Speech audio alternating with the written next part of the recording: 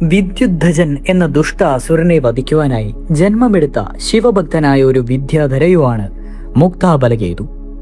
ഇദ്ദേഹത്തിന്റെ ജനനം, ജീവിതം ഇവയെ സംബന്ധിച്ച കഥാസരിത്ത സാഗരത്തിൽ കാണാം.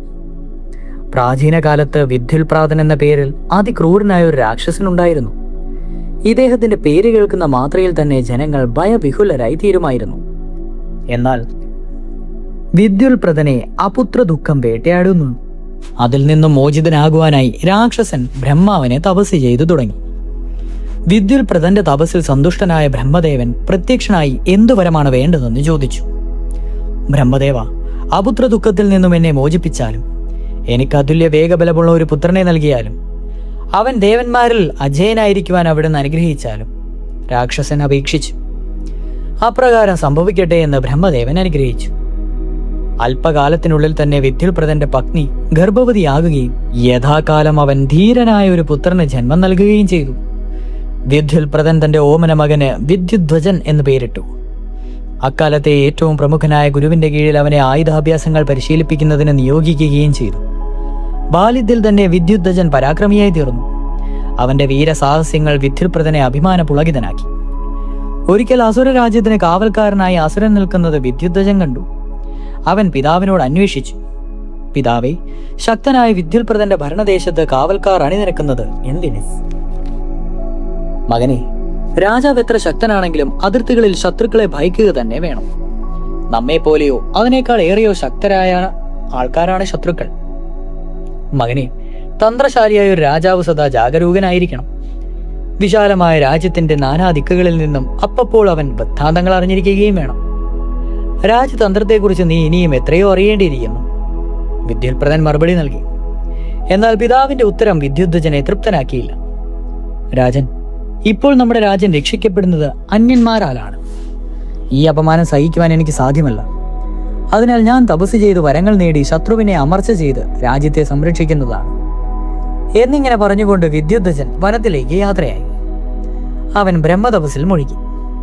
ആഹാരം പോലും ത്യജിച്ചുകൊണ്ടുള്ള അവന്റെ തപസ് ശക്തി പ്രാപിച്ചതോടെ ലോകം മുഴുവൻ ഇളകിമറിഞ്ഞു. ദേവാദികൾ ഭയചകിതരായി തീർന്നു. അതോടെ ബ്രഹ്മദേവൻ പ്രത്യക്ഷനായി വിദ്യുധ്വജന് ബ്രഹ്മം തുടങ്ങിയ ദിവ്യാസ്ത്രങ്ങൾ നൽകിയ ശേഷം ഇപ്രകാരം അറിയിച്ചു. വിദ്യുധ്വജ, അതിദിവ്യമാണ് പാശുപതം. ബ്രഹ്മാസ്ത്രത്തിന് പകരം നിൽക്കുവാൻ പാശുപതത്തിന് മാത്രമേ സാധിക്കുകയുള്ളൂ. അതുകൊണ്ട് എല്ലാ ആയുധങ്ങളും നഷ്ടമായി കഴിഞ്ഞ് അവസാനം തന്ത്രം എന്ന നിലയിൽ മാത്രമേ ബ്രഹ്മാസ്ത്രം ഉപയോഗിക്കാവൂ. വരദാനം വിദ്യുധ്വജനെ സന്തുഷ്ടനുമൊപ്പം അഹങ്കാരിയുമാക്കി തീർത്തു. അവൻ വർദ്ധിച്ച ആനന്ദത്തോടെ തന്റെ പിതാവിന്റെ സൗധത്തിലെത്തി അവകാശപ്പെട്ടു.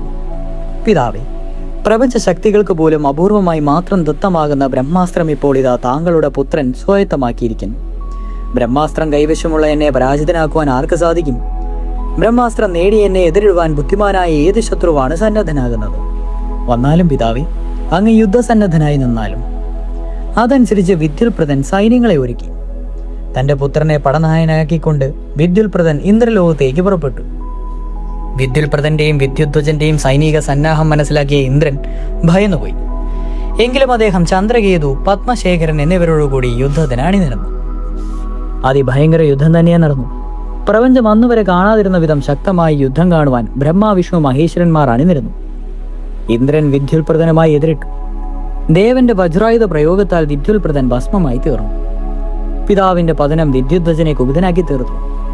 അവൻ ഇന്ദ്രന് നേരെ മാമല പോലെ അടുത്തുകൊണ്ട് ബ്രഹ്മാസ്ത്രം പ്രയോഗിക്കുവാൻ സന്നദ്ധനായി. രാക്ഷസന്റെ ഭാവം കണ്ടറിഞ്ഞ ഇന്ദ്രൻ അമ്പരന്നുപോയി. ഒരു നിമിഷം പകച്ചുപോയ ഇന്ദ്രന്റെ ഉള്ളിൽ കൈലാസനാഥന്റെ രൂപം തെളിഞ്ഞു വന്നു.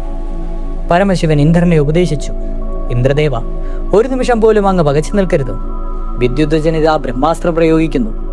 അതിനെ ചെറുക്കുവാൻ തന്റെ ചൈതന്യ സാരമായ പാശുപതാസ്ത്രം അങ്ങ് പ്രയോഗിക്കുക. ദേവാനർത്ഥങ്ങൾ അങ്ങ് ഒഴിവാക്കുക. പരമേശ്വരന്റെ ഉപദേശപ്രകാരം ഇന്ദ്രദേവൻ പാശുപതാസ്ത്രം പ്രയോഗിച്ചു. ആ ക്ഷണം തന്നെ ബ്രഹ്മാസ്ത്രം സംഹരിക്കപ്പെടുകയും അസുരൻ മോഹാലസ്യപ്പെട്ട് നിലംപതിക്കുകയും ചെയ്തു. താൽക്കാലിക വിജയം ദേവന്മാരെ സന്തുഷ്ടരാക്കി. ജയഭേരി മുഴക്കിക്കൊണ്ട് അവർ സ്വസ്ഥാനങ്ങളിലേക്ക് മടങ്ങി. ദിനങ്ങൾ കഴിഞ്ഞപ്പോൾ വിദ്യുധ്വജൻ ബോധം വീണ്ടെടുത്തു. യുദ്ധപരാജയം അവനെ അത്യധികം വിഷമിപ്പിച്ചു. വ്യസനത്തോടെ അവൻ തന്റെ സൈന്യത്തോട് പറഞ്ഞു, അല്ലയോ അസുരന്മാരെ, അജയനായ വിദ്യുൽപ്രദൻ നിലംപതിച്ചിരിക്കുന്നു. എൻ്റെ പിതാവിൻ്റെ മരണത്തിന് ഒരു വിധത്തിൽ ഞാൻ തന്നെയല്ലേ കാരണക്കാരൻ?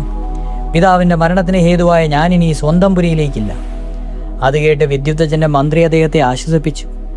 വിദ്യുദ്ധജ, പരാക്രമിയായ ഒരു രാജാവ് ഒരുവിധം നിരാശനാകുന്നത് യുക്തമല്ല.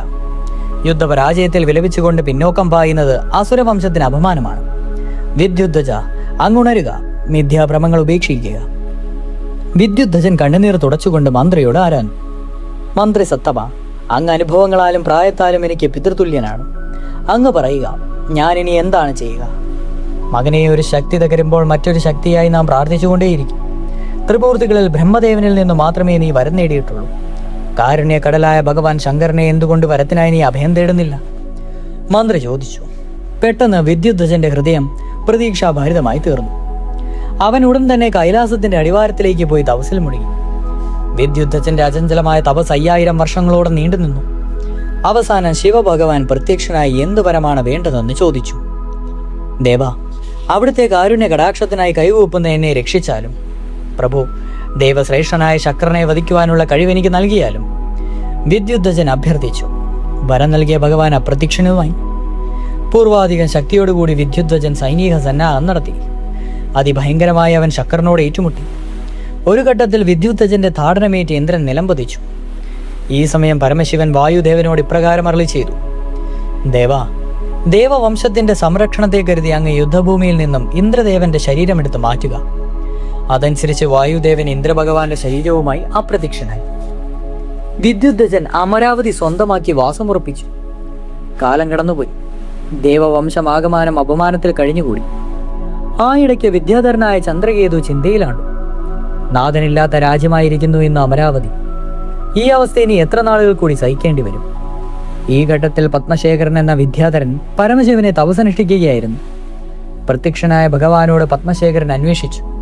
മഹാപ്രഭു, ദേവവംശം ഇന്ന് അസുരശക്തിയാൽ പിടയുകയാണ്. ഇനി എത്ര നാൾ അസുരശക്തിയെ നാം സഹിക്കേണ്ടതായി വരും? അവിടുത്തെ തുണയുണ്ടെങ്കിൽ മാത്രമേ വിദ്യുദ്ധജനെ പരാജിതനാക്കുവാൻ സാധിക്കുകയുള്ളൂ. രക്ഷിച്ചാലും പ്രഭു. അല്പനേരത്തെ ചിന്തയ്ക്ക് ശേഷം ശിവശങ്കരൻ മറുപടി നൽകി. പത്മശേഖര, നീ ദുഃഖം അവസാനിപ്പിക്കുവാൻ ഇനിയും കാത്തിരിക്കേണ്ടി വരുമെന്ന് അറിഞ്ഞുകൊള്ളുക.